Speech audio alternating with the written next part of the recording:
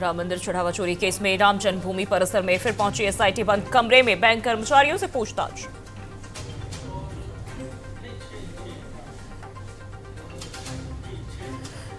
राम जन्मभूमि दान चोरी केस का मामला, आरोपी अविनाश शुक्ला से पूछताछ जारी, पुलिस लाइन में की जा रही है पूछताछ।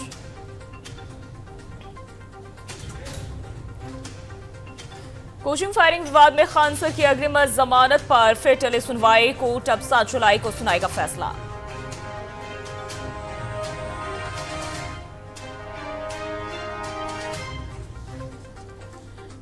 पीएम मोदी ने अमरनाथ यात्रियों के लिए लिखा पत्र, 5 संकल्पों को अपनाने की अपील। आज से शुरू हुई बाबा बर्फानी की यात्रा।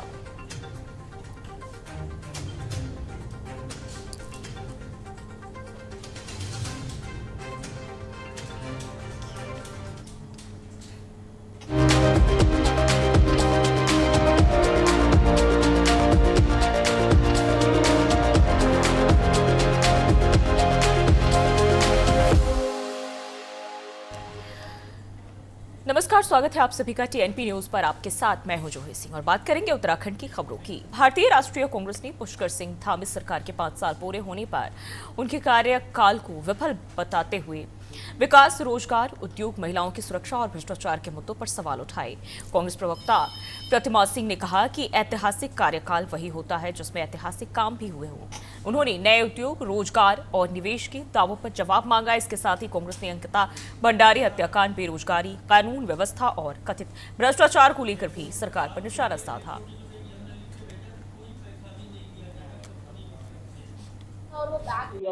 देखिए, ऐतिहासिक तब होता जब ऐतिहासिक कार्य किए होते। और भारतीय जनता पार्टी क्योंकि संकीर्ण विचारधारा की है, और तो यही वजह है कि अपने धामी जी के इस कार्यकाल को एनडी तिवारी जी के कार्यकाल से वो उसका कंपैरिजन कर रही है। तो मुझे लगता है कि एनडी तिवारी जैसा बनना सबके बस की बात नहीं है। विकास पुरुष यूं ही नहीं उन्हें कहा जाता। मैं पूछना चाहती हूँ धामी जी से कि 5 सालों में आखिर उन्होंने किया क्या है जो अपनी तुलना एनडी तिवारी जी से कर रहे हैं। कितने सिटकुल लाए, कितने पिटकुल लाए, कितनी फैक्ट्रीज लाई, और जिस जो है इन्वेस्टर समिति को उनके खुद के जो पांडे जी हैं वो ये बता रहे हैं कि दूसरा औद्योगिक क्रांति थी वो उत्तराखंड की। तो मैं उनसे पूछना चाहती हूँ उसके बाद कितने उद्योग लगाए उन्होंने उत्तराखंड में। आज भी युवा बेरोजगार है, हर दिन युवा प्रदर्शन कर रहे हैं, इसको आप अपनी उपलब्धि मान रहे हैं। महिलाओं को आप सुरक्षा प्रदान नहीं कर पा रहे हैं। अंकिता भंडारी हत्याकांड में वीआईपी का नाम उजागर होने के बावजूद आप उसे सजा नहीं दिलवा पा रहे हैं। एक दलित बच्चे की कितनी बेरहमी से मार के हत्या हो जाती है, उस पे आप एक शब्द नहीं बोलते। लैंड स्कैम हो जाता है इस प्रदेश में। जल, जंगल, जमीन की हम बात करते हैं, आप वो जंगल और जमीन अपने लोगों को दान में दे रहे हैं। पौड़ी गढ़वाल की लैंसडाउन विधानसभा से बीजेपी विधायक दिलीप रावत के एक बयान को लेकर विवाद गहरा गया है। विधायक पर आरोप है कि उन्होंने महान स्वतंत्रता सेनानी वीरचंद्र सिंह गढ़वाले के लिए आपत्तिजनक टिप्पणी की और इस बयान के बाद विभिन्न संगठनों और विपक्ष ने कड़ी नाराजगी जताई। कांग्रेस नेता सूर्यकांत धस्माना ने इसे स्वतंत्रता सेनानियों और उत्तराखंड की अस्मिता का अपमान बताते हुए बीजेपी से माफी मांगने और संबंधित विधायक के खिलाफ कार्रवाई की मांग की है।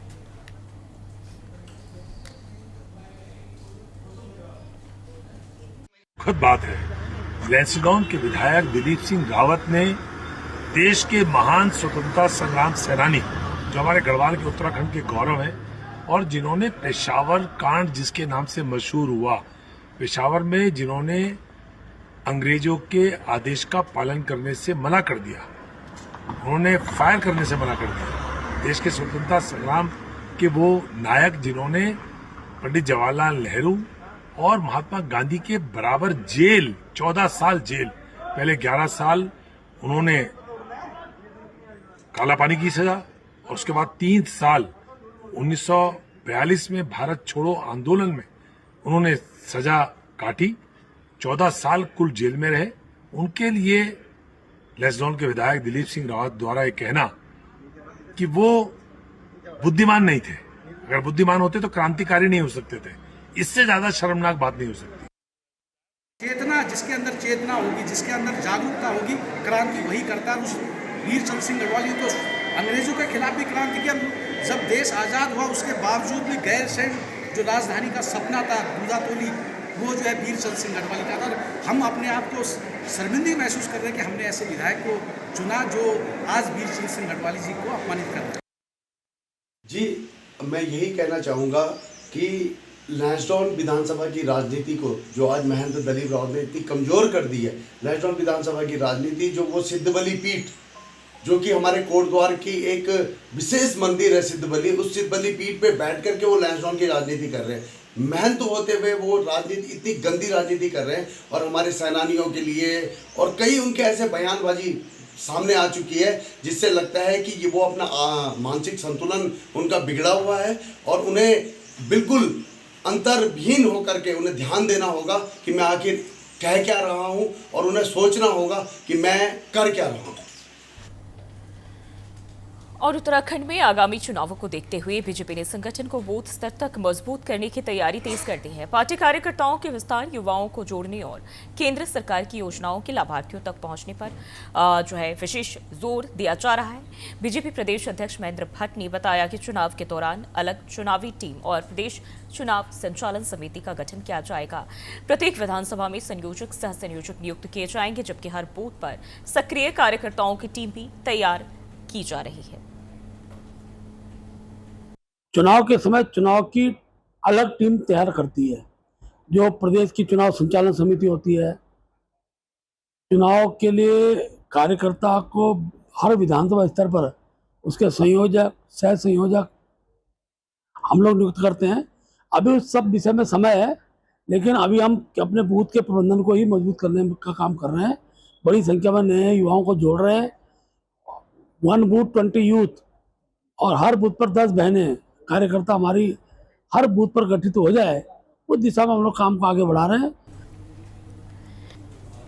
रामनगर में नेता प्रतिपक्ष यशपाल आर्या ने अयोध्या राम मंदिर चढ़ावा और कथित सोने के शिलाओं के विवाद को लेकर बीजेपी सरकार पर तीखा हमला बोला। उन्होंने कहा कि एसआईटी जांच में सामने आए तथ्यों की निष्पक्ष जांच होनी चाहिए और पूरे मामले की सच्चाई जनता के सामने आनी चाहिए। आर्या ने आरोप लगाया कि भाजपा ने आस्था और सनातन धर्म के नाम पर राजनीति की है। उन्होंने कहा कि यदि चढ़ावे की सुरक्षा पर सवाल है तो इसकी जिम्मेदारी भी तय होनी चाहिए और दोषियों पर सख्त कार्रवाई होनी चाहिए। अब देखिए, एसआईटी की जांच किनके हाथों में है। एसआईटी की जांच सार्वजनिक हो रही है। जो शिला, सोने की शिलाएं थी, जो खड़ाऊ थे, जो चढ़ावा मिला, आज उनका कहना है, भाजपा का कहना है, सरकार का कहना है और जो प्रबंधक हैं उनका कहना है कि वो शिलाएं हमने, जब भव्य मंदिर बन रहा था, हमने शिलाएं उनको बुनियाद में दबा दिया गया है और मात्र 80 लाख का चढ़ावा चोरी ये एसआईटी की जांच में सामने आया है। हजारों करोड़ का घोटाला है। जो राम भक्त बनते थे, जो कहते हैं रामलला हम आएंगे, मंदिर यहाँ बनाएंगे, आज उनका असली चेहरा, विकृत चेहरा उजागर हो चुका है। और रुकते हैं एक छोटे से ब्रेक के लिए, जल्द हाजिर होते हैं।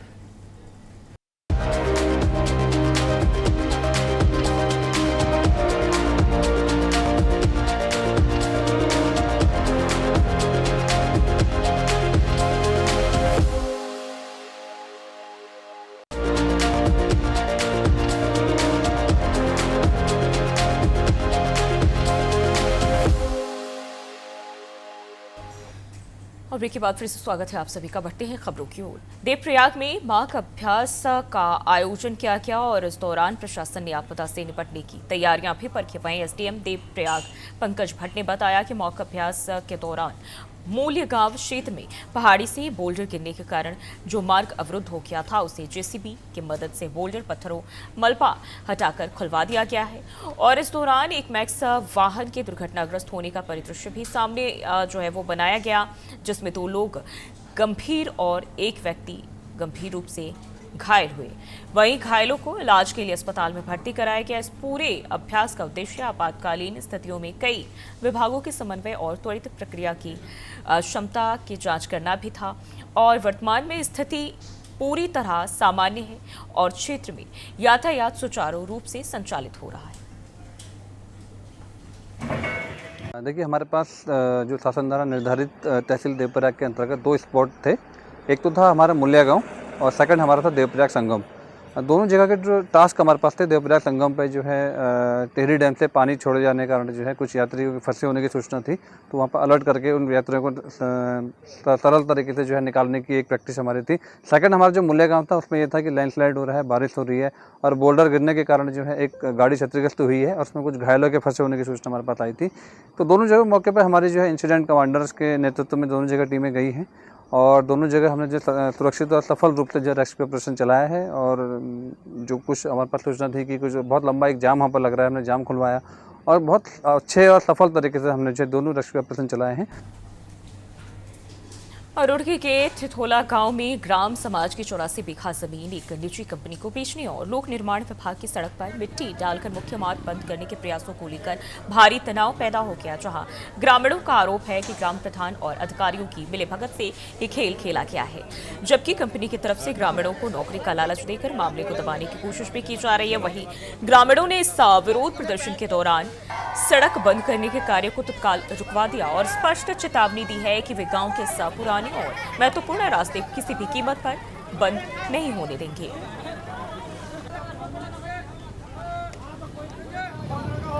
ये रास्ते को जबरदस्ती ना दबाए, कंपनी वाला प्रधान दबा रहे हैं। जी हमारी 62-63 साल की मेरी उम्र है, इस समय हम 10 पहले चलता आ रहे हैं, मेरी उम्र से पहले चलते आ रहे हैं इस रास्ते में। हाँ, ये कंपनी वाला कर रहा है, 60 गांठ लगा कर जो प्रधान ये कर रहे हैं। जमीन थी ग्राम समाज की, आज हमारे यहाँ के गांव वाले बेचारे कूड़ा डालने से भी परेशान है। वे क्या कूड़ा अपने घरों में रखेंगे?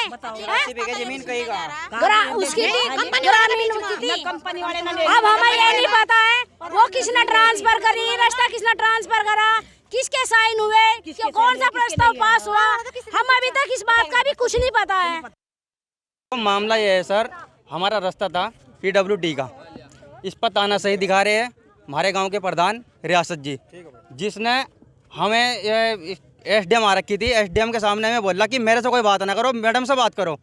हमने कहा कि मैडम से क्या बात करो, जो हम ना आप लोगों को प्रधान बना रखा भारी ऑटो सा, फिर भी इन्होंने तानाशाही दिखाई कि रास्ते पे जो खड़ा होगा उसका बुलडोजर मारा जाएगा। हमने फिर भी ये कहा, मैं कहा चाहो तो बुलडोजर चला ला, कुछ भी कर ला, इस रास्ते पर हमारे बड़े बुजुर्ग आए हुए, हम भी इसी पर चले गए, चाहे हमारी जान चले जाइए, चाहो कुछ भी हो जाए यहाँ, लेकिन हम इसी रास्ते पर चले गए। बात रही ज़मीन की, ज़मीन 84 की ज़मीन है हमारी, ये इधर खड़े नालों की जो है ना उधर ट्रांसफर कर रखी है। यहाँ की 1 करोड़ की ज़मीन की कीमत है, उधर 10 लाख की कीमत है, 90 लाख रुपए का वो भी फर्क आ रहा है। ट्रांसफर का जो ट्रांसफर हो रखी है, इसकी हम आप वीडियो दिखा दें कि वीडियो। और झबरेड़ा विधानसभा के ग्राम तासीपुर में विधायक वीरेंद्र चौहाती ने लगभग 38 लाख रुपए की लागत से निर्मित मंगलौर भगवानपुर बाईपास से भारत अकेडमी तक की इंटरलॉकिंग टाइल्स सड़क का लोकार्पण किया। इस दौरान विधायक वीरेंद्र चौहाती ने क्षेत्र के समग्र विकास को अपनी प्राथमिकता बताते हुए कहा कि विधानसभा में विकास कार्य निरंतर जारी है। इसके साथ ही उन्होंने सीएम के पास लंबित अन्य विकास प्रस्तावों के जल्द स्वीकृत न होने पर जन आंदोलन की भी चेतावनी दी। और वहीं स्थानीय ग्रामीणों ने विधायक की तरफ से कराए गए विकास कार्यों की मुक्त कंठ से सराहना की। सामने नेशनल हाईवे से ये इधर भारतीय एकेडमी है पीछे, जहाँ बच्चे पढ़ते हैं, यहाँ कनेक्टिविटी देता है। और इसके साथ साथ ही आसपास में बहुत सारे चकमार्ग हैं किसानों के, जिनको ये कनेक्टिविटी प्रदान करता है। और मेन मुख्य उद्देश्य इसका ये था कि बरसात में जो सामने की सड़कें थी वो ख़राब हो जाती थी जल भराव के कारण, तो एक मुख्य मार्ग से हमने ये अल्टरनेटिव के तौर पर जोड़ा है रास्ता, ताकि बच्चे जो यहाँ भविष्य में पढ़ते हैं, जो उत्तराखंड हमारे देश का भविष्य है, उनके सामने आवाजाही में कोई दिक्कत परेशानी न हो। अपने कार्यकाल में किया होगा कि जितना जाति राम जी ने अपने कार्यकाल में काम कर रहे हैं, यानी दिखाई दे रहा है मौके पे, चमक रहा है। खेतों में क्या, गांव में क्या, ये जो लोगों के आने जाने के रास्ते हैं ट्रैक्टर ट्राली के, ये इन्होंने आज के टाइम में हर गांव में हर जगह बढ़िया अच्छा काम लेके चल रहे हैं। और इतना काम कर दिया इन्होंने 5 साल के अंदर, 4 साल में, कि इतना काम मैंने कोई हमने देखा नहीं जितना काम इन्होंने। हमारी गाँव के दोनों तरफ की साइड की पटड़ी, और ये देखो मेन नाइट से यहाँ पे कॉलेज में को तो जो काम चाहिए, जो काम यहाँ से हुआ है वो हमारे इस टाइम जो मौके पे विधायक श्री जातिराम जी हैं, उनकी देख रेख में बहुत जगह कार्य हुआ है। तो हम तो लगभग पूरी जनता इन्हीं के साथ में सहयोग करेगी। जनता को तो काम चाहिए, ये काम पूरा कर रहे हैं जनता का। सब अधूरे। आज हमारे तानसीपुर गांव में एक नाला है, वो अधूरा है, उसमें अभी भी बच्चे गिर जाते हैं। ऊपर से छपानी हो, बच्चे अभी तक गिरते रहते हैं उसमें। सांप दुनिया भर के उसमें फैलते घूमते रहते हैं। तो वो तो कहते हैं कि मैंने इतने काम कराए, इतने ये सब अधूरे काम करवाए उन्होंने। लेकिन जाति राम जी ने जितने भी काम करवाए बहुत अच्छे काम करवाए और बहुत ही गांव के लोग संतुष्ट भी हैं उनके कामों से। और बुलेटिन में फिलहाल के लिए बस इतना ही। देश और दुनिया की तमाम खबरों के लिए बने रहिए हमारे साथ।